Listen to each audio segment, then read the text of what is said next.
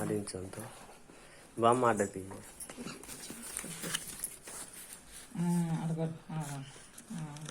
Very good. భద్రాలు అయిపోయింది నా కూతురు. అవును తీసేస్తాండి. రెండో దోసరాలు ఇది మంచిది.